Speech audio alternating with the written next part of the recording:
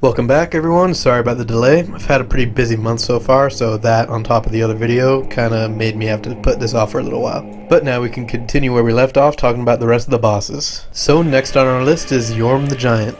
Yorm's story is one that's not really directly explained, but there's a lot of hints about his background that lead to a lot of speculation. What we do know is that he's the descendant of some great conqueror who was asked by the people he conquered to lead them. Now this raises some questions for me which I'll get into later, mainly because the people he led didn't really trust him all that well. Yorm happened to own two great swords known as Storm Rulers, which have a special power against defeating giants such as himself. One of which he gave to his subjects as a token of faith, while the other was given to an old friend of Yorm's, Siegward of Katarina. One of the only humans who didn't look down on Yorm. See, it's funny because he's a giant and they can't really look... Okay, never mind. But yeah, with this sword, Yorm made Siegward make a promise to him that he would use that sword to put him down if he lost his mind. After giving away his Storm Rulers, he then proceeded to link the fire. Now if the red eyes are any indication, which they are, he's since lost his mind to the abyss. So that's why Siegward was so adamant to journey here and defeat Yorm. No, please. Go on ahead. I've my own road to take, and a duty to fulfill. Very soon. And that's just about everything we know for sure about Yorm. The rest of his story is going to be speculation based on other fan theories, my own theories, and the evidence given to us. For my theory in particular, it's important to remember one specific thing that's mentioned a lot in Dark Souls 2. Countless kingdoms have risen and fallen on this very spot. And this won't be the last? Oh no. Many kingdoms rose and fell on this tract of earth. Mine was by no means the first. Anything that has a beginning also has an end. No flame, however brilliant, does not one day splutter and fade. But then, from the ashes, the flame reignites, and a new kingdom is born, sporting a new face. And on top of all the dialogue saying that, you have items like the Lingering Dragon Crest Rings description in Dark Souls 2, which lends credence to the idea that one of those kingdoms might have been Lordran from Dark Souls 1. And we know that Dark Souls 3 takes place on the same plot of land as Dark Souls 1 in the area that was Lordran, with most of the evidence pointing to the fact that the profaned capital is the Caverns of Abyss that were beneath Ulasil.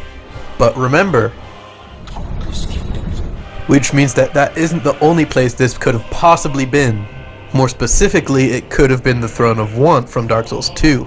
I mean, there is a throne in the boss room itself, so I mean that could be the Throne of Want itself. Then that would explain why there's so many NPCs from Drangleic in the area, such as Alva right at the entrance to the Irithyll dungeon, or the corpse of Ladderguy found in the profaned capital, or the pair of Drang Knights found in Irithyll, which is allied to the profaned capital. I also saw online how someone noticed a distinct similarity between these two cracks in the wall, with the profaned capital on the left and Things Betwixt from Dark Souls 2 on the right. If this has any relevance in my own theory, it's that the Throne of Want is part of the same cavern system as Things Betwixt. The same source, I think it was a post on Reddit or something, pointed out also that these weird cummy hand monsters appear very similar to the ogres from Dark Souls 2, aside from the head of course. While the head on the other hand bears a striking resemblance to the hands of Manus from Dark Souls 1's DLC. They took it to mean that these monsters were just the ogres from Dark Souls 2 corrupted by the Abyss, and I tend to agree with them. So then that only explains the profaned capital, or possibly explains the profaned capital. So where does Yorm himself fit in? Well, we know he's the descendant of some great conqueror, and that he forsook his shield when he lost someone important to him. I think the person that was important to Yorm is the great conqueror. So then who's the great conqueror? I think it's gotta be none other than the giant who toppled the great kingdom of Drangleic. That's right, you guessed it. It's our old friend the Giant Lord. Now, a lot of the lore in Dark Souls 2 is a little hazy, but essentially the story goes, Vendrick traveled to the giant's homeland and stole a prize. This prize was likely the giant's kinship, which you get upon defeating the Giant Lord. So that means that the Giant Lord not only traveled back to Drangleic to try to reclaim it, but he even succeeded in doing so, but was defeated by that mysterious time traveler, that's us, right before he could make his escape.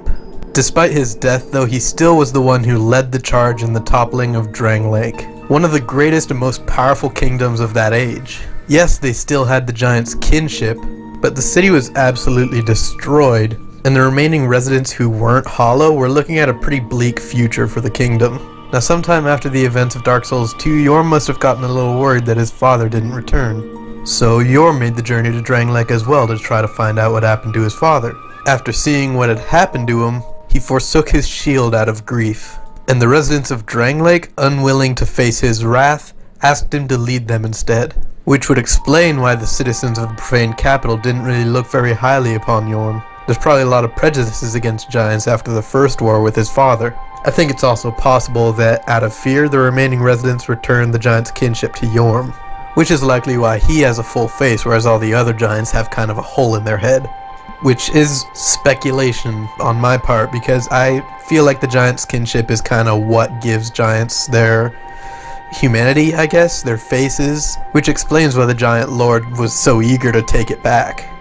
One final thing I think is worth mentioning is the Katarina Knight guarding the corpse of the giant in Dark Souls 2. I think that given Siegward's relationship with Yorm, that this might actually be Siegward himself, but I am considering the possibility that this might be just some other Katarina Knight, mainly because of his choice of weapons, which is greatly different from Siegward.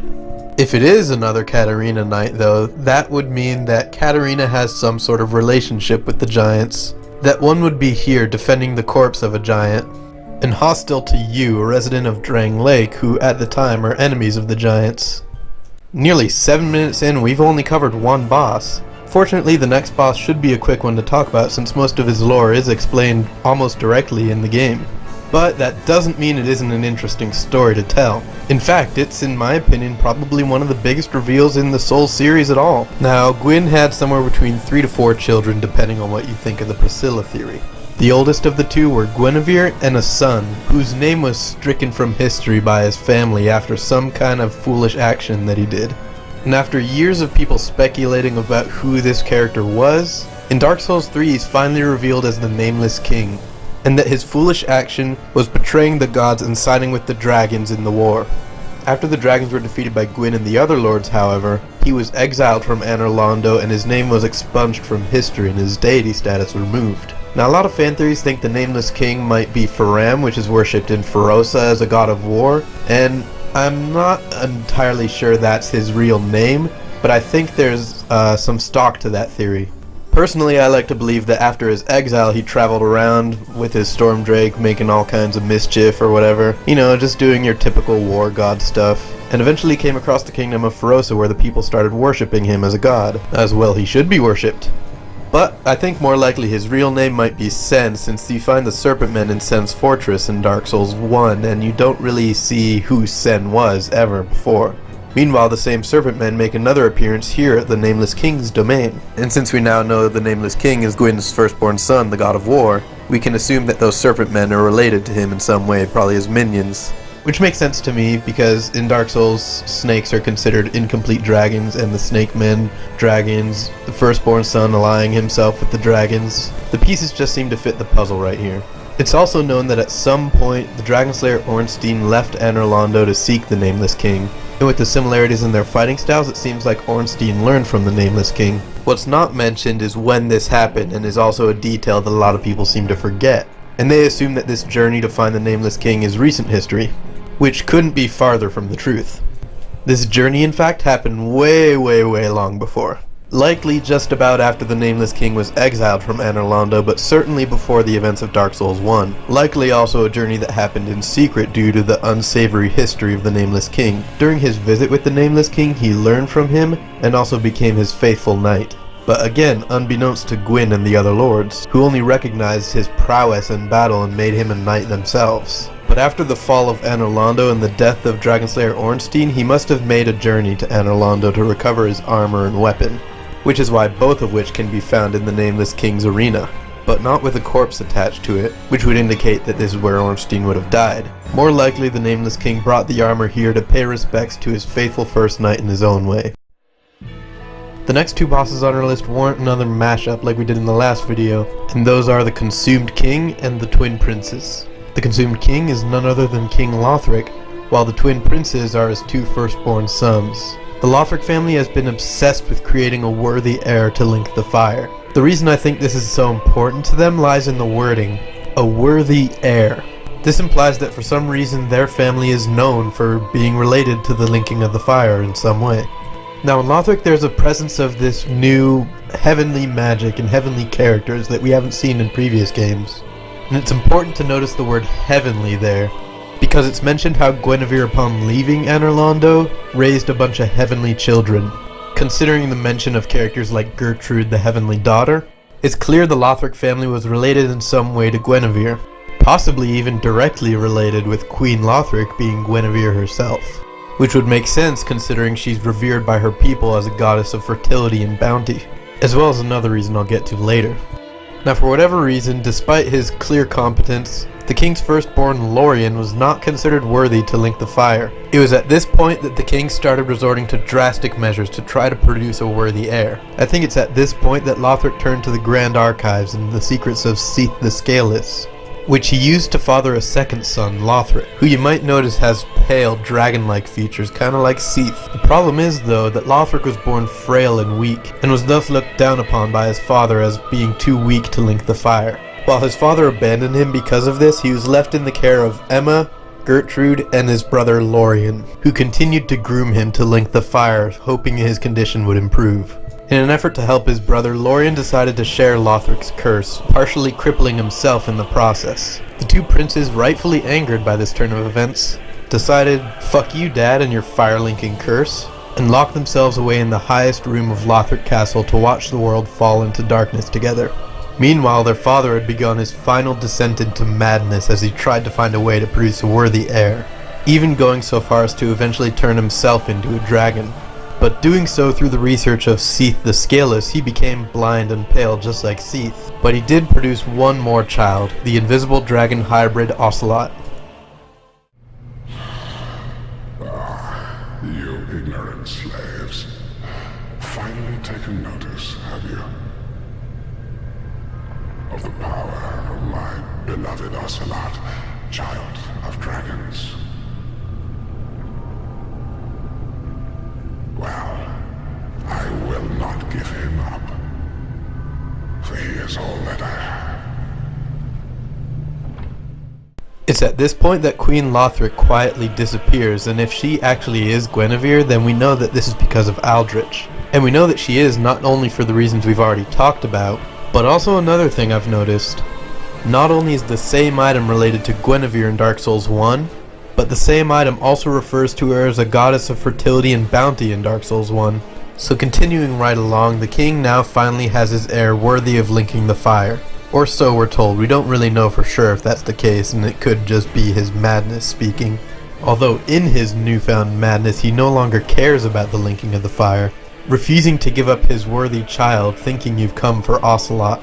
But in the heat of battle, when Ocelot fails to show the power expected from him, Osiris flies into a mad rage, even crushing Ocelot into the ground.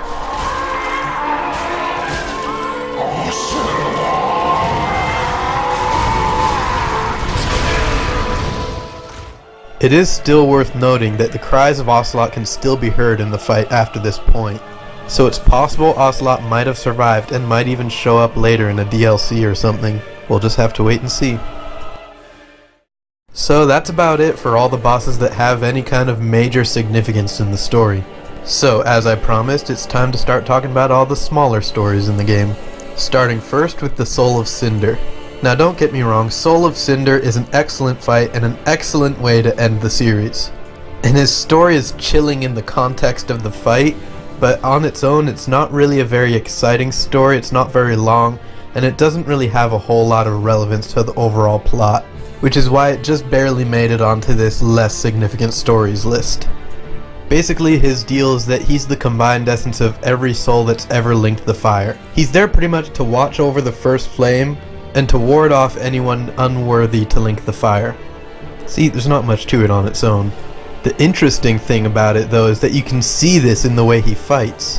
He'll switch stances in the middle of the fight and start using a build that was popular in one of the previous Souls games. And I mean very specific builds that were popular in the previous games, like the Dexterity Pyromancy build from Dark Souls 1, using that special ring that made you do cartwheels instead of rolls. But the best part is the second phase when you transition into Gwyn's moveset, and the soundtrack switches to that awesome homage to the original song, as he tests your worthiness against the first soul to ever link the fire. And I think that's pretty awesome. Next is the story of the old Demon King, and his story is the story of the lost city of Izalith from Dark Souls 1, which if you don't remember or haven't played, when the first flame began to fade, the Witch of Izalith tried to use her own soul to recreate the first flame. But it didn't quite work out as planned, and it instead produced a flame of chaos. This chaos flame consumed the city of Izalith and turned its residents into the demons. Fast forward to now, and for some reason the kingdom of Lothric got into a war against the demons. During this war, Prince Lorien slew the demon prince, the old Demon King's son. Heartbroken by the loss of his son, the Demon King surrendered his remaining armies, which were devastated by that point, to Lothric, where they were put to use mostly as gate guards and such. Over time though, the chaos flame inside them began to burn out until they became the creatures of ash that we see now. Friendly next door neighbor to the old Demon King, Wolnir was the ruler of the kingdom of Karthus, which is apparently some desert kingdom we haven't seen yet and possibly might be DLC. Apparently back in Karthus, Wolnir was some great conqueror who forcibly brought all the smaller kingdoms of Karthus under his rule. If you've seen my previous videos, this is going to be largely rehashing, but if you haven't, his lust for further conquest set his gaze towards Lothric.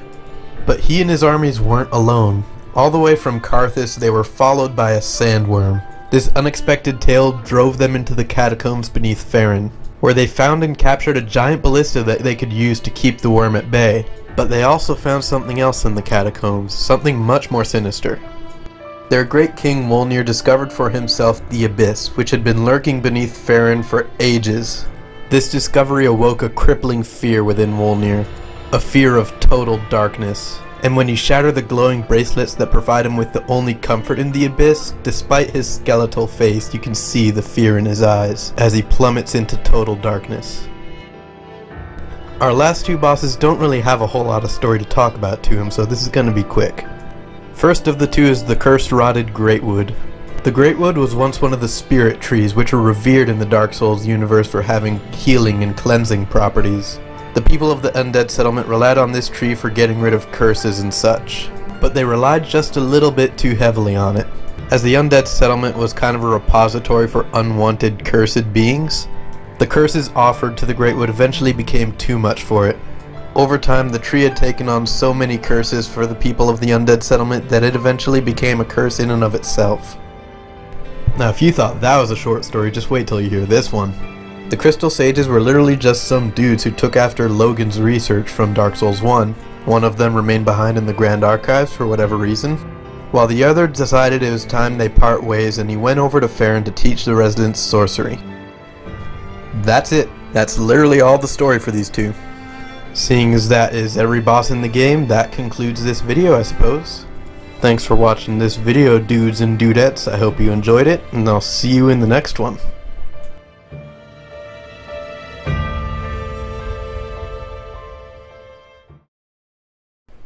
Wait, I hope you didn't think I just forgot about this guy. I just didn't mention him because he has no story. He's a dragon.